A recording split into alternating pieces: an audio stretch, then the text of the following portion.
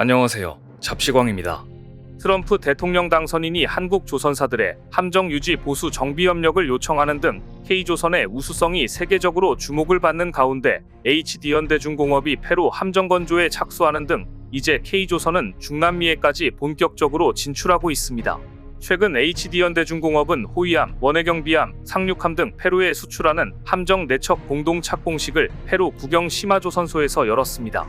페루 해군의 핵심 전략 자산이 될 페루 함정 프로젝트는 HD현대중공업이 지난해 4월 수주한 약 6,406억 원 규모의 수출 계약으로 HD현대중공업은 이 프로젝트의 첨단 설계 기술과 조선 공정기법을 지원합니다. 내년부터 차례대로 페루 해군에 인도될 함정은 시마조선소의 시설을 활용해 현지에서 건조될 예정인데요. 페루 대통령은 기념사에서 페루 조선업 역사에서 이번 착공식은 매우 중요한 이정표가 될 것이다. HD현대중공업과 함께하는 이번 프로젝트가 페루 해군 현대화를 촉진하고 국가 경제 성장에도 기여할 것으로 기대한다고 말하기도 했습니다.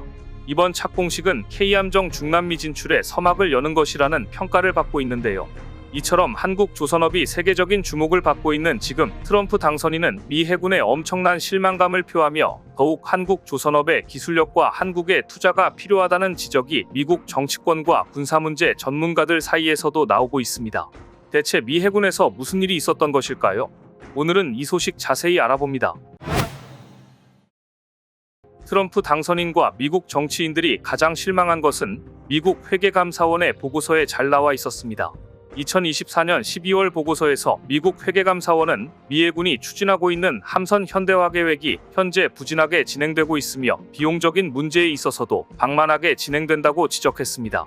따라서 미 회계감사원은 순양함 현대화 작업에 포함되는 자금 할당 및 지출 책임을 태평양 함대나 해군 시스템 사령부로 이전할 것을 중단하는 명령을 내리는 동시에 함정의 건조 또는 유지 관리를 한국 등 주요 동맹에게 맡기는 방안을 권고했습니다. 그러나 미 해군은 여기에 즉시 반발했습니다. 어차피 각 함대로 이전될 통제 책임을 해군 시스템 사령부로 가져가는 것을 반대하고 있는데요. 그러나 미 의회나 회계감사원, 해군사령부가 모두 공통으로 부정하지 못하는 것은 지금 대한민국의 도움이 절실하다는 점입니다. 대체 대한민국 조선업의 경쟁력은 어느 정도길래 미국 회계감사원조차 한국조선과 빨리 손잡아야 한다고 인정한 것일까요? 2024년 12월 보고서에 따르면 미국 회계감사원은 미 해군의 순양함 현대화 프로젝트에서 무려 18억 4천만 달러가 낭비됐다고 지적했습니다. 특히 유도미사일 순양함의 현대화 과정에서 상당히 낭비가 있었던 것으로 드러났습니다. 보고서에 따르면 미 해군은 2012년 7척의 순양함을 조기 퇴역시키려고 했지만 의회의 반대로 무산된 이후 10년간 11척의 순양함을 개조하는 계획을 세웠지만 이 계획은 2017년 7척으로 축소되었습니다. 심지어 심각한 점은 퇴역 예정인 순양함 중에서 4척의 수리와 개조 비용으로 18억 달러, 하나 2조 7천억 원이나 사용한 것으로 나타났는데 충격적인 것은 그 엄청난 돈을 들이고도 이들 4척이 현장으로 돌아오지 못하고 모두 퇴역했다는 점입니다. 대한민국에서는 도저히 상상할 수 없는 일이 벌어진 것입니다. 트럼프 당선인이 대노할 수밖에 없는 일이었습니다. 이에 미 해군은 2025년 1월 3일 회계감사원의 명령과 권고를 수용하여 순양함 현대화 계획의 수정안을 발표했습니다. 주요 내용은 함선의 소유권이 함대에서 해양 시스템 사령부로 이전되는 기존 시스템이 비효율적이라는 점을 인정하면서 순양함의 현대화 계획의 중심에 대한민국 해군의 기술력을 등장시켰다는 점이었습니다. 미 해군은 자국 내 조선소의 인력난과 역량 부족으로 인해 해외 파트너를 모색하던 중 세계 최고 수준의 기술력과 생산성을 보유한 한국 조선소에 주목했는데 특히 하나오션과 HD현대중공업이 미 해군과 함정 MRO 사업에 참여할 수 있는 자격을 획득했다는 점도 중요했습니다. 이미 미 해군은 아시아 시범사업 성격의 함정 수리를 하나오션에게 맡겼습니다. 미국이 이렇게 동맹국 중 한국에게 다급하게 손을 내미는 이유는 중국 때문입니다. 중국 해군이 2021년 한 해 동안 현장 배치한 군함의 건조량은 무려 28만 톤이었습니다. 한국 해군 전체가 26만 톤이니 한 해 동안 현장 배치한 중국 군함이 28만 톤이라니 전체는 어느 정도 규모일지 실감할 수 있습니다. 해상전력 세계 4위라는 일본 해상자위대의 총 보유량이 51만 톤입니다. 중국 해군은 지금 2년에 한 번씩 일본 해상자위대의 군함 총보유량을 찍어내고 있다는 이야기가 됩니다. 중국 해군은 이미 2020년부터 함정수에서 미국을 앞질렀습니다. 그래서 미국이 이렇게 다급해진 것입니다. 미 해군성 장관이 한국의 조선소들을 직접 둘러보고 놀란 것은 한국 조선소들의 선박건조 공정과 디지털화 수준, 그리고 실시간 모니터링 수준에 깊은 감명을 받았다고 전해집니다. 일본도 한때 조선 강국이었지만 최근에는 수주량은 한국에 비교할 바가 아니고 기술력 면에서도 한국에 비빌만한 수준이 아닙니다. 더구나 수에즈운하 좌초 사건이나 군함의 시동이 갑자기 꺼지는 사건 등등 최근 일본은 여러가지 잦은 사건들로 이미지를 구겼습니다.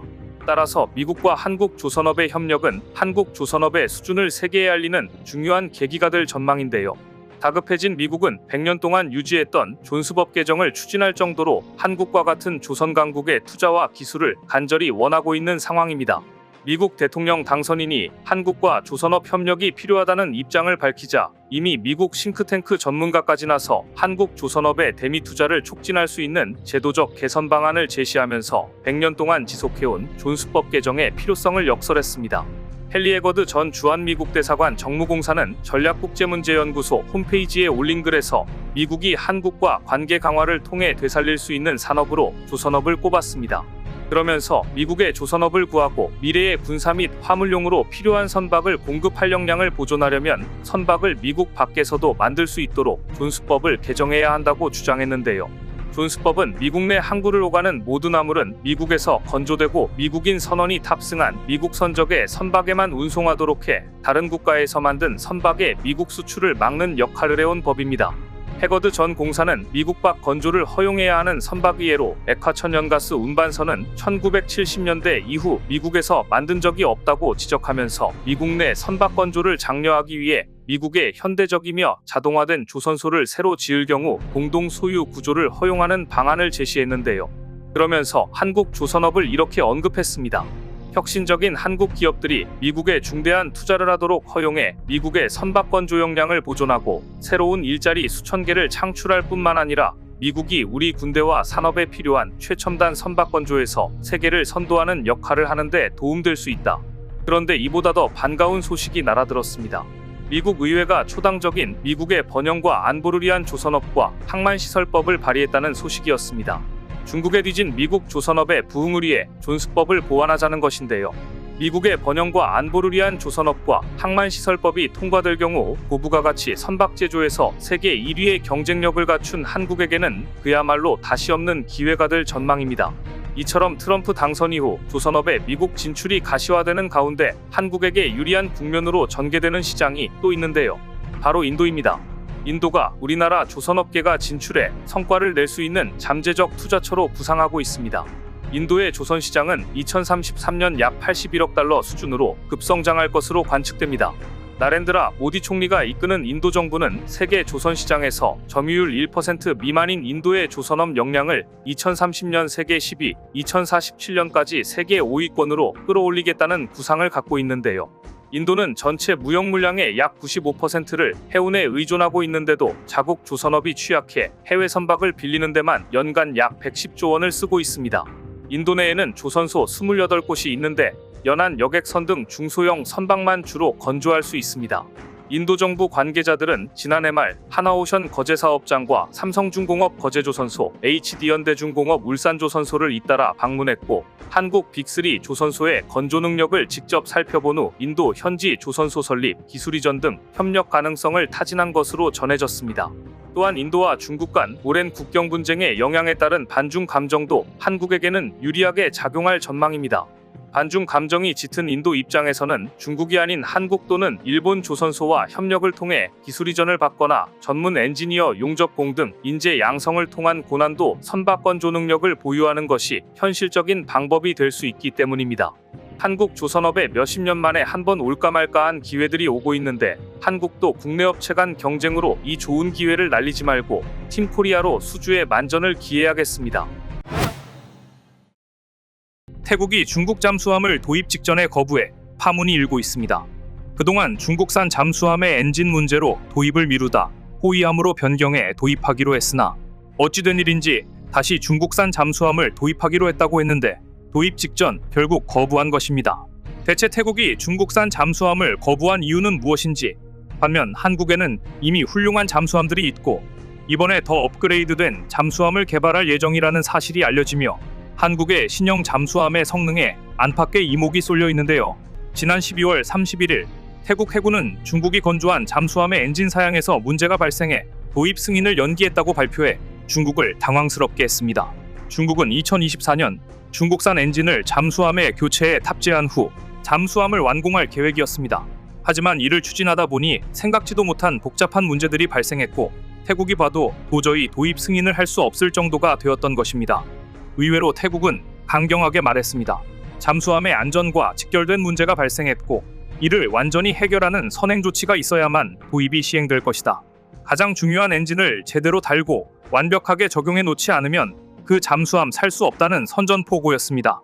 중국이 태국 군부에게 여러 가지 인센티브를 주는 등 밀착해 관리를 해왔음에도 이런 결정을 내렸기 때문에 중국산 잠수함이 얼마나 불안해 보였으면 이런 결정을 내렸을까라는 말이 나오고 있습니다. 태국이 중국으로부터 도입하려는 S-26T형 잠수함은 배수량 3,600톤급의 수출형 모델로 디젤 엔진 활용한 AIP 시스템이 적용되어 있으며 스텔스 성능의 수중 300m까지 잠수가 가능하다고 카탈로그에 나와 있기는 하지만 실제 성능은 미지수입니다.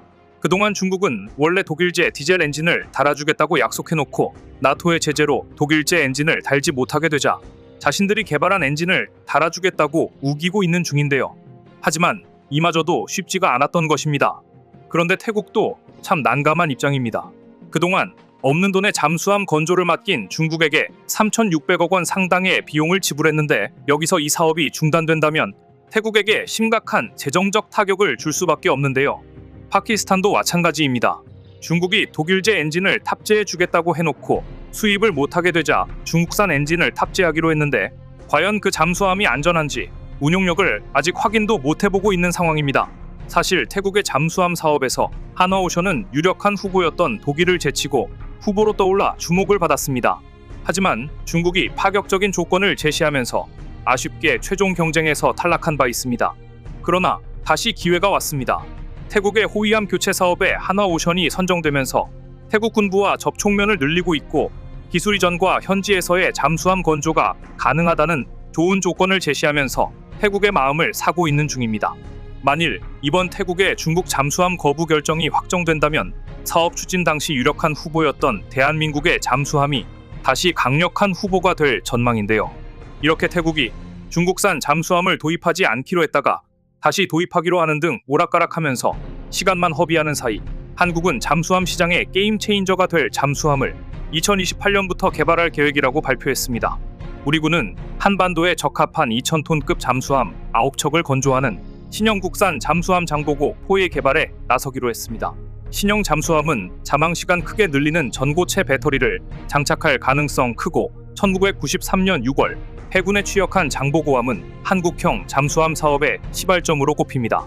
세계적인 베스트셀러 잠수함인 독일의 209급을 기반으로 해군의 작전 요구 사항을 더해 만든 게 바로 한국화된 209급 잠수함이 바로 장보고함인데요. 이를 바탕으로 인도네시아 해군의 나가파사급 잠수함 3척을 수출해 우리나라는 세계 5번째 잠수함 수출국이 됐던 것입니다. 총 9척의 장보고 원 잠수함이 어느새 운용된 지 30년이 넘었고 2030년대 초쯤에는 신형 잠수함으로의 교체가 절실히 필요한 상황이 됐는데요. 장보고 4는 예상과 달리 장보고 3보다 작은 2,000톤급 잠수함으로 확정됐습니다. 이러한 배경에는 한반도의 독특한 수중 작전 환경이 고려된 것으로 알려졌습니다. 특히 서해의 경우 평균 수심이 44m로 남해의 100m, 동해 2,500m에 비해 매우 얕습니다. 3,000톤급 이상의 잠수함이 작전을 펼치는데 제약이 많습니다. 그러나 비록 톤수는 줄어들어도 장보고 4는 최신 잠수함 기술이 적용될 것으로 알려졌습니다. 특히 핵심은 전고체 전지 장착 가능성인데요. 한국은 국내 기술로 만든 잠수함 중에서 가장 정점에 있는 장보고 3, 배치2는 세계 2번째로 리튬 이온 전지를 탑재해 수중 작전 능력이 크게 향상시켰습니다. 리튬 이온 전지는 납축 전지보다 같은 공간에 더 많은 용량의 배터리를 탑재하며 잠항 거리는 160%, 최대 속도 잠항 시간은 300% 연장되고 수명도 2배로 늘어납니다. 반면 전고체 전지는 충전하는데 몇 시간씩 걸리는 리튬 이온 전지에 비해 불과 5분이면 80% 충전이 가능합니다. 전기차에 적용할 경우 주행거리도 리튬 이온 전지의 2배 이상에 달합니다. 전고체 배터리와 차세대 공기 분류 추진 체계를 장보고 4에 적용할 경우 한국은 경쟁 잠수함 대비 자망 시간이 획기적으로 향상돼 한국 잠수함은 세계 재래식 잠수함 시장의 게임 체인저가 될 전망인데요. 더욱이 2000톤급 잠수함은 최근 세계 시장에서 선호도가 상대적으로 높습니다. 독일의 차세대 잠수함인 212CD와 싱가포르 해군의 218SG, 프랑스의 주력 수출 잠수함인 스코르펜급도 모두 2000톤급입니다. 최근 한국은 미국 현지의 조선소를 인수하는 등 본격적인 마케팅을 펼치고 있습니다. 얼마 전 한화그룹은 미국 필라델피아에 있는 필리 조선소 인수를 위한 제반 절차를 최종 완료했습니다. 지난 6월 이 조선소의 모회사 노르웨이 아커와 본 계약 체결 후 6개월 만이었습니다. 국내 기업 중 미국 조선소를 인수한 것은 이번이 처음인데요. 그런데 이때 트럼프 미국 대통령 당선인은 지난 6일 미국 해군 재건과 관련해 동맹국을 이용할 수 있다는 발언을 했습니다. 트럼프 당선인은 한 라디오 쇼에 출연해 집권 뒤 해군을 재건할 것이냐는 질문에 우리는 선박이 필요하지만 우리는 배를 더 이상 만들지 않는다. 우리는 선박 건조와 관련해서 동맹국을 이용할 수도 있을 것이다 라고 언급하면서 중국의 선박 건조 상황을 언급하면서 가만히 보고만 있었다고 조 바이든 행정부를 비판했습니다. 그러면서 트럼프 대통령은 이렇게 말했습니다. 우리는 선박 건조를 시작하고 싶은데 평소와는 다른 루트로 가야 할지도 모른다. 해군과 관련해 아주 좋은 것을 발표할 예정이다. 미국은 준비가 될 때까지 다른 나라에 선박을 주문을 할 것이다. 전문가들은 이날 트럼프 당선인이 언급한 동맹국은 한국을 포함해 지칭했을 가능성이 높다고 분석합니다. 트럼프 당선인이 이미 한국의 세계적 군함과 선박 건조 능력을 잘 알고 있으며 우리 선박 수출뿐만 아니라 보수, 수리, 정비 분야에서도 긴밀하게 한국과 협력할 필요가 있다고 언급한 바 있기 때문입니다.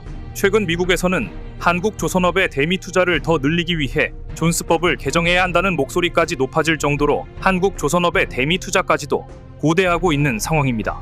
헨리 해거드 전 주한 미국 대사관 정무공사는 전략국제문제연구소 홈페이지에 올린 글에서 미국이 한국과 관계 강화를 통해 되살릴 수 있는 산업으로 조선업을 꼽으면서 선박을 미국 밖에서도 만들 수 있도록 존스법을 개정해야 한다고 주장했습니다. 미국까지도 손잡자고 애원하는 한국의 기술력은 이제 항공모함도 만들 수 있는 수준에 와 있습니다. 얼마 전 한국은 핵심 기술 국산화에도 성공했습니다. 전 세계 네 번째로 전술 항법 시스템의 자체 개발에 성공한 것입니다.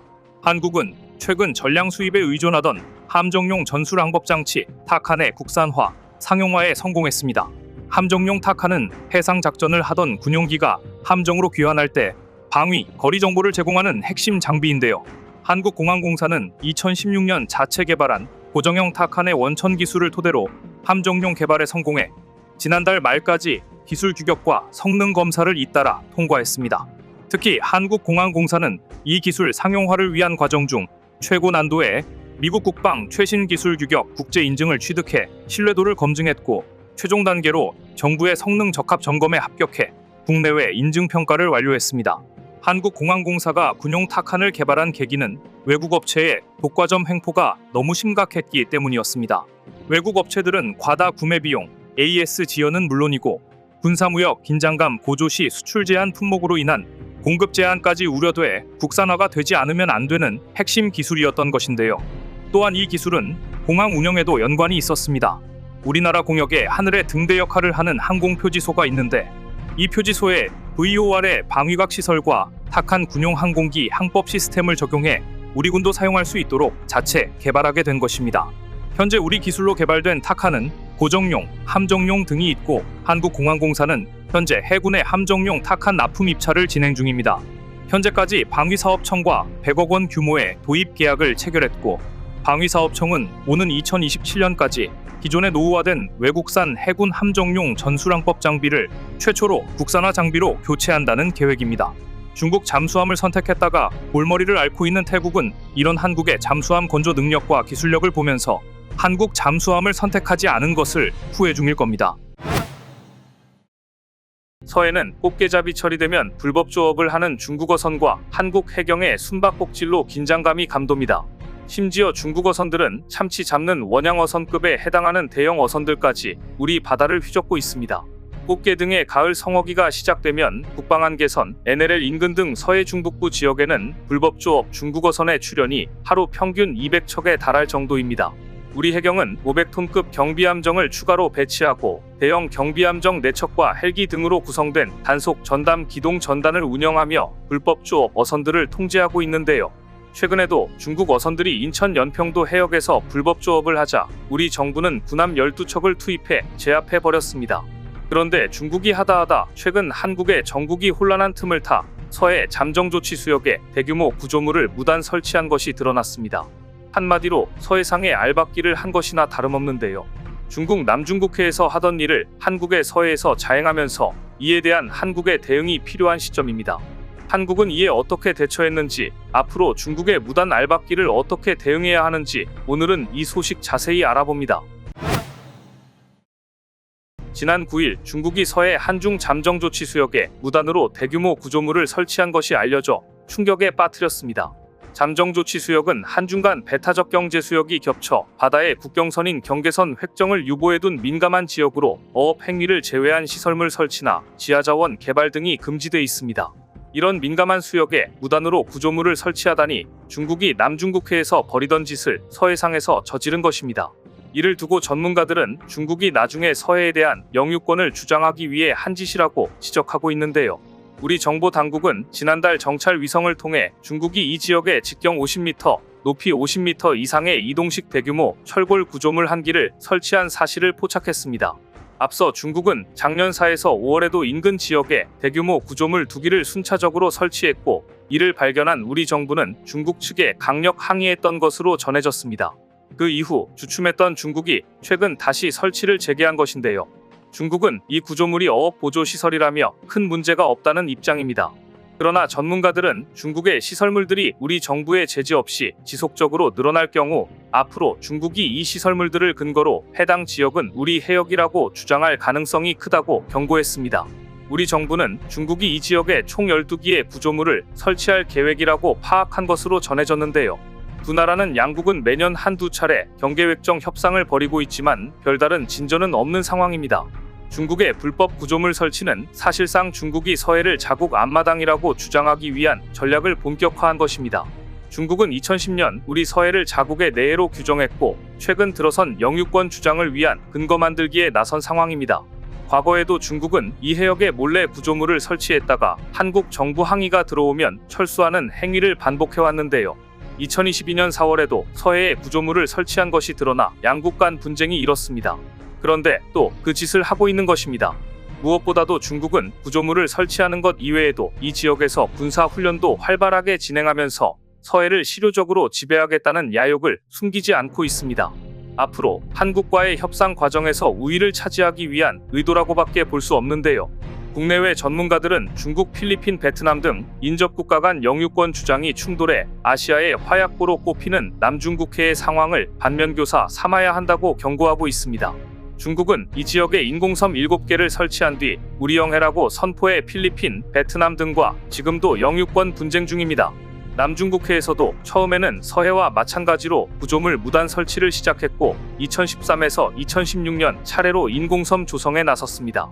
이후 2022년 이후에는 대함대공 미사일과 전투기 등까지 반입하면서 군사기지와 작업이 마무리 단계에 있습니다. 중국은 동중국해에서도 천연가스전 시추 구조물과 부표 등을 잇따라 설치해 일본과도 갈등을 빚고 있는데요. 구조물만 설치하는 게 아닙니다. 최근 중국 군함이 서해 등 우리 관할 구역 안으로 들어오는 일도 증가하고 있습니다. 국방부가 2020년 공개한 최근 5년 주요 외국 군함의 한반도 인근 활동 현황에 따르면 중국 군함이 배타적 경제 수역 등 잠정 등거리선을 넘어 한반도 인근에 출현한 횟수는 2016년부터 2019년까지 5년간 900회가 넘었습니다. 중국의 저희를 알 수 있는 가장 논란된 사건은 2022년 한중 잠정 수역에서 중국이 몰래 석유 시추를 시도했던 사건이었습니다. 2022년 서해 한중 잠정 조치 수역에서 중국 석유 시추 구조물이 발견됐습니다. 당시 우리 외교부는 중국의 어느 나라 관할인지 경계선 획정이 안 된 수역인 만큼 최종 경계 합의를 방해하는 행위를 하지 않도록 한 유엔 해양법 협약 위반일 수 있다며 사실관계 확인을 요청했습니다. 국제 판례에서는 관할이 겹친 수역에서는 탐사 활동도 허용하지 않기 때문에 시추 여부와 관계없이 퇴거 요구 등을 할 수 있습니다. 중국이 이렇게 무단으로 구조물을 설치하고 몰래 석유 시추까지 하자 혹시 칠광구를 노리는 것이 아니냐는 의혹이 제기되고 있는데요. 2023년 중국은 해상 유전 개발에 총력을 기울이기 시작했습니다. 기존 육상 유전이 노후화됐기 때문인가? 그것만이 이유는 아니었습니다. 당시 블룸버그 통신은 중국이 넘쳐나는 에너지 수요를 자체적으로 감당하기 위해 심해 시추를 대폭 늘리고 있다고 대대적으로 보도했습니다. 당시 중국은 세계 최대 원유 수입국이었습니다. 2000년 전체 원유 공급량의 10%에 불과했던 수입 비중이 2022년에는 70%를 넘어설 만큼 원유 수입 비중이 높았습니다. 그러자 중국은 자체적으로 원유를 수급하지 않으면 안 되겠다고 생각했는지 해상 유전 개발에 본격적으로 뛰어들었습니다. 그래서 그렇게 남중국해에서 불법 설치물을 설치하고 자기네 해역이라고 우기고는 석유 시추를 했던 것입니다. 최근 중국 해상 유전에서 추출된 원유는 중국 내 원유 총생산량의 약 60%에 달할 정도로 바다에서 엄청난 원유를 뽑아내고 있습니다. 그런데 전문가들은 중국의 심해 시추 올인 움직임이 칠광구까지 손을 뻗치게 만들 것이라고 우려하고 있습니다. 만일 중국이 칠광구까지 노리면 이 지역이 지정학 화약고가 될 것이라는 우려마저 나오는 실정입니다. 1947년 멕시코만 연안에 세계 최초로 해저 유전 개발에 나선 미국을 비롯해 유럽의 대기업들은 이미 1970년대에 북해 유전 개발에 뛰어들었습니다. 역사가 오래된 이들 서구권 기업들의 앞선 기술력을 최근 중국이 급속도로 따라잡고 있습니다. 지난해 남중국해 주장코우 유전의 자체 설계 건설한 하이지 1호 재킷은 아시아 사상 최대 규모로 주목받았습니다. 하지만 중국의 심해 시추 확장은 또 다른 지정학적 갈등의 뇌관이 될 수 있습니다. 중국은 국제법상 근거가 없는 남해 구단선을 설정해 남중국해에서 90%의 해역의 영유권을 주장하면서 이 지역을 순식간에 분쟁 지역으로 만들었습니다. 중국은 동중국해에서도 춘샤오 천연가스전 등을 단독 개발하며 일본과 영유권 분쟁을 벌이고 있습니다. 문제는 한일 대륙 분공동 개발구역, 이른바 칠광구입니다. 1974년 한국과 일본이 칠광구 공동 탐사를 위해 맺은 이 협정은 2028년 종료되는데 중국은 애초에 한일 간 칠광구 협정을 인정하지 않았습니다. 최악의 경우 칠광구 협정이 만료된 뒤 칠광구 일대가 한중일 다자간 외교 분쟁으로 비화되는 화약고가 될 가능성을 배제할 수 없는 것입니다. 남중국해는 중국의 행동 때문에 긴장이 고조되고 있습니다. 특히 중국은 작년 9월 중국 선박의 약 3분의 1인 82척을 중국과 필리핀 간 최대 분쟁 해역으로 떠오른 사비나 암초 주변에 집중시켜 위력을 과시했습니다. 이때 모인 중국 선박은 총 251척이나 됐습니다. 필리핀 측은 작년 5월 필리핀 대형 해경선 테레사 마그바누아호를 사비나 암초 일대 해역에 배치해 중국과 신경전을 벌였고 이후 이 배를 본국으로 철수시켰는데 그 직후 이처럼 중국이 자국 선박을 대거 이 암초 일대에 집결시키며 무력 시위를 벌인 것입니다. 더구나 중국은 남중국해에서 이미 군사 요새화한 인공섬 3곳에 대형 미사일과 장갑차 배치를 위한 대형 해저터널 건설까지 추진하고 있어 관련국들을 긴장시키고 있는데요. 중국은 남중국해 영유권을 주장하면서 2014년 남중국해 스프레틀리 군도 산호초 기반 암초 7곳에 인공섬을 만든 뒤 군사시설로 활용해 왔는데요. 산호초 기반 인공섬이 지지력이 부족한 점을 극복하기 위해 인공섬에 수직 파이프를 대거 박고 시멘트 등이 포함된 혼합물을 쏟아부어 바탕을 단단히 한 뒤 해저 터널을 만들 거라고 합니다.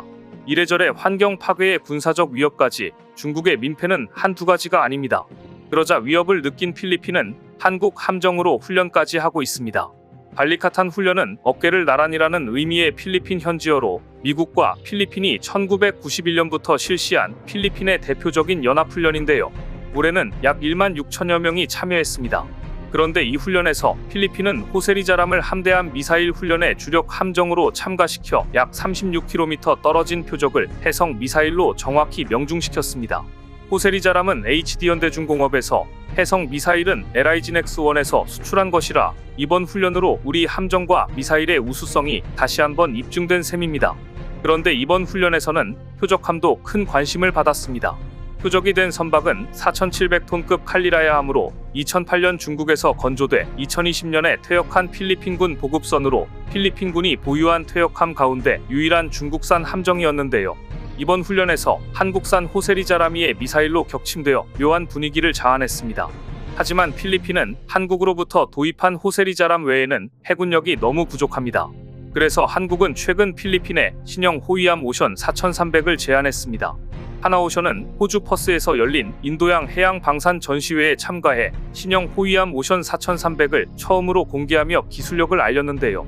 오션 4300의 가장 두드러진 특징 중 하나는 디젤 전기 및 가스 결합 방식을 사용하는 강력한 추진 시스템으로, 이 시스템은 높은 성능과 효율성을 보장해 현대 해군 작전의 엄격한 요구 사항을 충족합니다. 또한 이 호위함에는 높은 수준의 소나 기능이 장착돼 대잠수함 전 성능이 향상됐습니다. 한국형 수직발사기 KVLS-1과 미국 수직발사기 MK-41 시스템과 호환되는 32개의 수직발사 시스템으로 상당한 화력을 제공하는 것은 물론입니다. 아무 바다에서나 알박기를 하면서 불법 구조물을 만들어 분쟁을 야기하는 중국. 더 이상 서해에 중국 불법 구조물이 나오지 않도록 한국은 철저히 감시해야 할 것입니다. 오늘 준비한 소식은 여기까지입니다. 댓글을 통한 여러분들의 많은 의견 기다리겠습니다. 시청해주셔서 감사합니다.